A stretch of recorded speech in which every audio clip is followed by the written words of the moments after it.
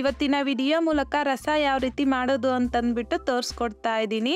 ಯಾವಾಗಲಾದರೂ ಸಹ ನೀವು ಸುಲಭವಾಗಿ ರಸ ಮಾಡಬೇಕು ಅಂತಂದರೆ ಈ ಪ್ರಾಸೆಸ್ನಲ್ಲಿ ಒಂದು ಸಲ ಮಾಡಿ ನೋಡಿ.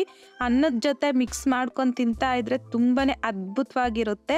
ಈ ರೀತಿಯಾಗಿ ರಸ ಮಾಡಿದ್ರೆ ಅನ್ನದ ಬದಲಾಗಿ ರಸನೇ ಜಾಸ್ತಿ ಕುಡಿತೀರಾ, ಅಷ್ಟೊಂದು ಟೇಸ್ಟಿಯಾಗಿರುತ್ತೆ. ಜೊತೆಗೆ ಈ ರಸನ ಬರೀ 10 ರಿಂದ 15 ನಿಮಿಷದ ಒಳಗಡೆ ಪ್ರಿಪೇರ್ ಮಾಡ್ಕೋಬೋದು, ಅಷ್ಟೇ ಟೇಸ್ಟಿಯಾಗೂ ಸಹ ಇರುತ್ತೆ. ಸೊ ಹಾಗಾಗಿ ಬನ್ನಿ ಇವಾಗ ರುಚಿಯಾದ ರಸ ಯಾವ ರೀತಿ ಮಾಡ್ಕೋಬೋದು ಅಂತಂದ್ಬಿಟ್ಟು ನೋಡೋಣ. ರಸ ಮಾಡೋದಕ್ಕೆ ಮೊದಲು ಹುಣಸೆಹಣ್ಣನ್ನು ನೆನೆಸ್ಕೋಬೇಕು. ಹಾಗಾಗಿ ನಾನು ಇಲ್ಲೊಂದು ಬೌಲಲ್ಗೆ 1 ನಿಂಬೆ ಹಣ್ಣಿನ ಸೈಜ್ ಆಗುವಷ್ಟು ಹುಣಸೆಹಣ್ಣು ತಗೊಂಡಿದ್ದೀನಿ. ಈಗ ಇದ್ರಲ್ಗೆ ನೀರನ್ನು ಸೇರಿಸ್ಕೊಂಡು ಈ ಹುಣಸೆಹಣ್ಣನ್ನು ನೀರಲ್ಲಿ ಒಂದು 10 ನಿಮಿಷ ನೆನೆಸ್ಕೋಬೇಕು. ಇವಾಗ ಈ ಬೌಲನ್ನು ಪಕ್ಕಕ್ಕೆ ಇಟ್ಕೊಂಡು ನಾನು ಇಲ್ಲೊಂದು ಮಿಕ್ಸಿ ಜಾರಲ್ಗೆ 1 ಟೇಬಲ್ ಸ್ಪೂನ್ ಆಗುವಷ್ಟು ಜೀರಿಗೆ, 3/4 ಟೇಬಲ್ ಸ್ಪೂನ್ ಆಗುವಷ್ಟು ಮೆಣಸು, 1 ಟೇಬಲ್ ಸ್ಪೂನ್ ಆಗುವಷ್ಟು ಧನಿಯಾ ಕಾಳು ಸಹ ಹಾಕ್ಕೊತಾ ಇದ್ದೀನಿ. ಇದ್ರಲ್ಗೆ ಒಂದು 1/4 ಟೀ ಸ್ಪೂನ್ಗಿಂತ ಕಡಿಮೆ ಮೆಂತ್ಯ ಸಹ ಹಾಕ್ಕೊತಾ ಇದ್ದೀನಿ. 2 ಬೆಳ್ಳುಳ್ಳಿನ ಸಿಪ್ಪೆ ಸಮೇತ ಹಾಕ್ಕೊತಾ ಇದ್ದೀನಿ. ರಸಗೆ ಈ ರೀತಿ ಸಿಪ್ಪೆ ಸಮೇತ ಬೆಳ್ಳುಳ್ಳಿ ಹಾಕ್ಕೊಳ್ಳೋದ್ರಿಂದ ತುಂಬ ಚೆನ್ನಾಗಿರುತ್ತೆ ಟೇಸ್ಟು. ಈಗ ಇದ್ರಲ್ಗೆ 1 ರೆಪ್ಪೆ ಆಗುವಷ್ಟು ಕರಿಬೇವನ್ನು ಸಹ ಹಾಕ್ಕೊಂಡು ಇದನ್ನು ಸ್ವಲ್ಪ ತರಿಯಾಗಿ ಗ್ರೈಂಡ್ ಮಾಡ್ಕೊಂಡು ತಗೋಬೇಕು.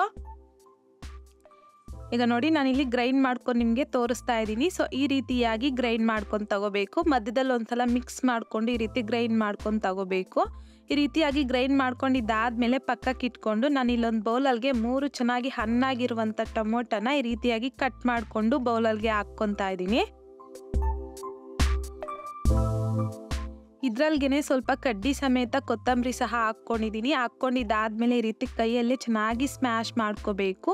ಎಷ್ಟು ಸಾಧ್ಯವಾಗುತ್ತೋ ಅಷ್ಟು ಇದನ್ನು ಈ ರೀತಿ ಸ್ಮ್ಯಾಶ್ ಮಾಡ್ಕೋಬೇಕು. ಈ ರೀತಿಯಾಗಿ ಕೈಯಲ್ಲಿ ಸ್ಮ್ಯಾಶ್ ಮಾಡಿಕೊಂಡು ರಸ ಮಾಡ್ಕೊಳ್ಳೋದ್ರಿಂದ ತುಂಬಾ ಟೇಸ್ಟಿ ಆಗಿರುತ್ತೆ. ಇನ್ ಕೇಸ್ ನಿಮ್ಗೆ ಈ ರೀತಿ ಸ್ಮ್ಯಾಶ್ ಮಾಡ್ಕೊಳ್ಳೋದಕ್ಕೆ ಕಷ್ಟ ಆಗುತ್ತೆ ಅಂತಂದರೆ ಮಿಕ್ಸಿ ಜಾರಲ್ಗೆ ಹಾಕ್ಬಿಟ್ಟು ತರಿಯಾಗಿ ಸಹ ಗ್ರೈಂಡ್ ಮಾಡ್ಕೊಂಡು ತಗೋಬೋದು ಟೊಮೊಟೊನ.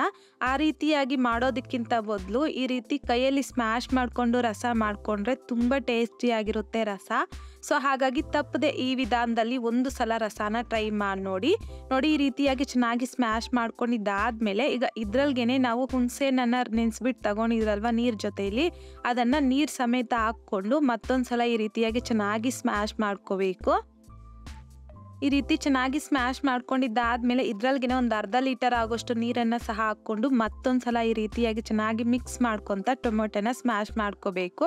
ಸ್ಮ್ಯಾಶ್ ಮಾಡ್ಕೊಂಡಿದ್ದಾದ್ಮೇಲೆ ಇದ್ರಲ್ಲೇನೆ ಅಲ್ಲಲ್ಲಿ ಸ್ವಲ್ಪ ದೊಡ್ಡ ಸೈಜಲ್ಲಿ ಇರುವಂಥ ಟೊಮೊಟೊ ಹುಣಸೆಹಣ್ಣು ಸಿಪ್ಪೆ ಎಲ್ಲ ಇರುತ್ತಲ್ವಾ, ಸೊ ಅದನ್ನು ತೆಗ್ದಾಕ್ಕೊಬಿಡ್ಬೇಕು. ಪೂರ್ತಿಯಾಗೂ ಸಹ ತೆಗ್ದುಬಿಡಬಾರ್ದು, ಟೇಸ್ಟ್ ಅನ್ನೋದು ಬರೋದಿಲ್ಲ ರಸ.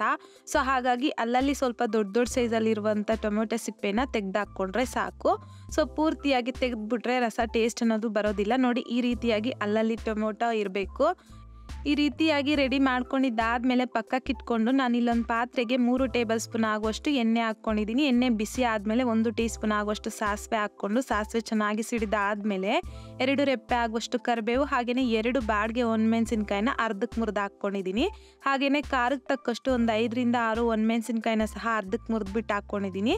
ಈಗ ಈ ರೀತಿ ಮಿಕ್ಸ್ ಮಾಡ್ಕೊತ ಲೋ ಫ್ಲೇಮ್ನಲ್ಲಿ ಫ್ರೈ ಮಾಡ್ಕೋಬೇಕು. ಫ್ರೈ ಮಾಡ್ಕೊಂಡಿದ್ದಾದ್ಮೇಲೆ ಇದ್ರಲ್ಗೆ ಜೀರಿಗೆ ಹಾಗೆಯೇ ಮೆಣಸು ಧನಿಯಾ ಕಾಳೆಲ್ಲ ಪುಡಿ ಮಾಡ್ಕೊಂಡು ತಗೊಂಡಿದ್ರಲ್ವಾ, ಸೊ ಅದನ್ನ ಹಾಕ್ಕೊಂಡು ಒಂದ್ಸಲ ಮಿಕ್ಸ್ ಮಾಡ್ಕೋಬೇಕು. ಮಿಕ್ಸ್ ಮಾಡ್ಕೊಂಡಾದ್ಮೇಲೆ ಸ್ವಲ್ಪ ಹಿಂಗನ್ನು ಸಹ ಹಾಕ್ಕೊಂಡು ಈ ರೀತಿಯಾಗಿ ಮಿಕ್ಸ್ ಮಾಡ್ಕೊತ ಲೋ ಫ್ಲೇಮ್ನಲ್ಲಿ ಸ್ವಲ್ಪ ಫ್ರೈ ಮಾಡ್ಕೋಬೇಕು. ಇದೇನು ಬೇಗ ಫ್ರೈ ಆಗಿಬಿಡುತ್ತೆ, ತುಂಬ ಹೊತ್ತು ಹಿಡಿಯೋದಿಲ್ಲ ಫ್ರೈ ಆಗೋದಕ್ಕೆ.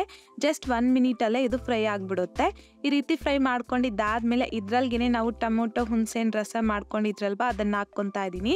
ಈಗ ಇದ್ರಲ್ಲೇನೆ ಒಂದು 1/2 ಲೀಟರಿಂದ 3/4 ಲೀಟರ್ ತನಕ ನೀರನ್ನು ಹಾಕ್ಕೊತಾ ಇದ್ದೀನಿ. ಜೊತೆಗೆ ಒಂದು 1/2 ಟೀ ಸ್ಪೂನ್ ಆಗುವಷ್ಟು ಅರಿಶಿನ, ರುಚಿಗೆ ತಕ್ಕಷ್ಟು ಕಲ್ಲುಪ್ಪನ್ನು ಸಹ ಹಾಕ್ಕೊಂಡು ಚೆನ್ನಾಗಿ ಮಿಕ್ಸ್ ಮಾಡ್ಕೋಬೇಕು. ಸೊ ನಿಮಗೆ ನೀರು ಕನ್ಸಿಸ್ಟೆನ್ಸಿ ಯಾವ ರೀತಿಯಾಗಿ ಅಡ್ಜಸ್ಟ್ ಮಾಡ್ಕೋಬೇಕು ಅಂತಂದರೆ ನಾವು ತಗೊಂಡಿರುವಂಥ ಹುಣಸೆಹಣ್ಣು ಮೇಲೆ ಡಿಪೆಂಡ್ ಆಗುತ್ತೆ. ತುಂಬ ನೀರು ಆಗಿಬಿಟ್ರೆ ಹುಣಸೆಹಣ್ಣು ಹುಳಿ ಅಷ್ಟೊಂದು ಬರೋದಿಲ್ಲ. ಸೊ ಹಾಗಾಗಿ ನೋಡಿಕೊಂಡು ನೀರನ್ನು ಅಡ್ಜಸ್ಟ್ ಮಾಡ್ಕೋಬೇಕು. ಸೊ ನೋಡಿ ನಾನಿಲ್ಲಿ ಇವಾಗ ಚೆನ್ನಾಗಿ ಮಿಕ್ಸ್ ಮಾಡ್ಕೊಂಡಿದ್ದಾದ್ಮೇಲೆ ಇದನ್ನು ಐ ಫ್ಲೇಮ್ನಲ್ಲಿ ಜಸ್ಟ್ ಈ ರೀತಿ ಕುದಿಯೋವರೆಗೂ ಬಿಟ್ಟರೆ ಸಾಕು, ತುಂಬ ಹೊತ್ತು ಕುದಿಸ್ಕೋಬಾರ್ದು ರಸನ. ಈ ರೀತಿ ಒಂದು ಹುಕ್ಕು ಬಂದು ಚೆನ್ನಾಗಿ ಕುದೀತಾ ಇರಬೇಕಾದ್ರೆ ಈಗ ಇದ್ರಲ್ಗೆ ಸಣ್ಣದಾಗಿ ಕಟ್ ಮಾಡ್ಕೊಂಡಿರುವಂಥ ಕೊತ್ತಂಬರಿನ ಸಹ ಹಾಕ್ಕೊಂಡು ಫ್ಲೇಮ್ನ ಆಫ್ ಮಾಡಿಕೊಂಡ್ರೆ ಇವಾಗ ತುಂಬಾ ರುಚಿಯಾಗಿರುವಂತಹ ರಸ ರೆಡಿ ಆಗೋಗುತ್ತೆ. ಸೊ ಈ ರೀತಿಯಾಗಿ ರಸನ ರೆಡಿ ಮಾಡಿಕೊಂಡು ಅನ್ನದ ಜೊತೆಗೆ ಸರ್ವ್ ಮಾಡಿಕೊಂಡ್ರೆ ತಿನ್ನೋದಕ್ಕೆ ತುಂಬಾ ಅದ್ಭುತವಾಗಿರುತ್ತೆ ಟೇಸ್ಟ್ ಅಂತೂ. ಒಂದು ಸಲ ಈ ವಿಧಾನದಲ್ಲಿ ನೀವು ಮನೇಲಿ ಟ್ರೈ ಮಾಡಿ ನೋಡಿ.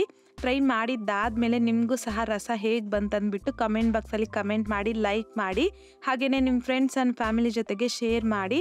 ಮತ್ತಷ್ಟು ಈಸಿ ಆ್ಯಂಡ್ ಸಿಂಪಲ್ ಕ್ವಿಕ್ ರೆಸಿಪೀಸ್ಗೋಸ್ಕರ ದಯವಿಟ್ಟು ನೀವಿನ್ನೂ ನಮ್ಮ ಚಾನಲ್ನ ಸಬ್ಸ್ಕ್ರೈಬ್ ಮಾಡಿಲ್ಲ ಅಂತಂದರೆ ಸಬ್ಸ್ಕ್ರೈಬ್ ಮಾಡಿ.